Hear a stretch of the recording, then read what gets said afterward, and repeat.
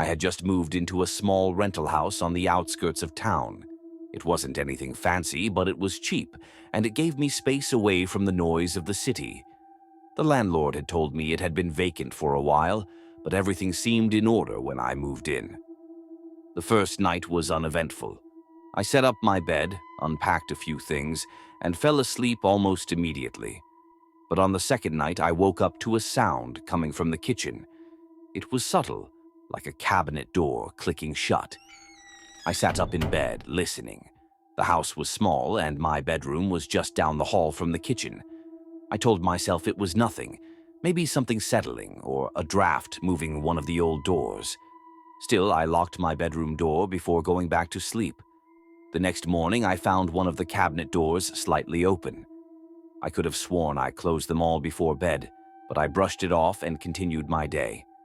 That night, the noises came back. This time, they weren't subtle.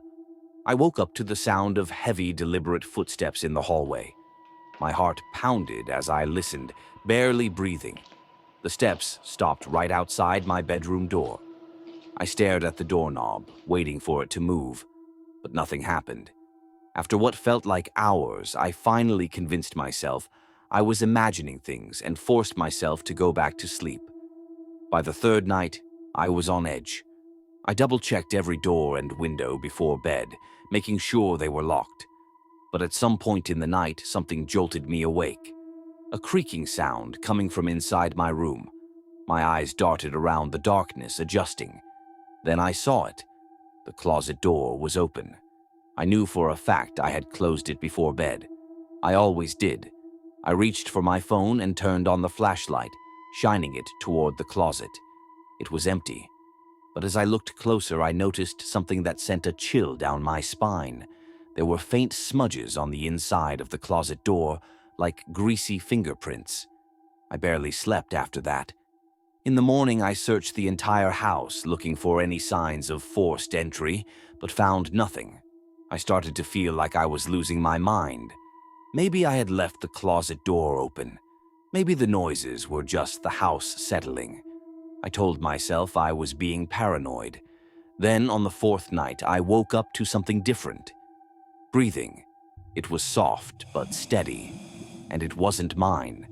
I felt frozen, my ears straining to locate the source. The breathing was coming from the closet. My stomach twisted as I slowly reached for my phone. My hand trembled as I turned on the flashlight again.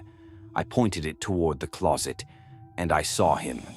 A man crouched low in the darkness, his wide eyes staring directly at me. I didn't scream. I couldn't. I just lunged for the door, ripping it open and sprinting into the hallway. I could hear him moving behind me as I ran out the front door, my bare feet slamming against the pavement as I bolted to my neighbor's house. I banged on their door until they let me in and called the police. When the officers arrived, they searched the house. They found the back door unlocked, though I knew I had locked it. But worse than that, they found something else. In the attic above my bedroom, tucked into the corner, was a thin, filthy sleeping bag, an empty water bottle, and a pile of food wrappers. Someone had been living in my house, and for days they had been watching me.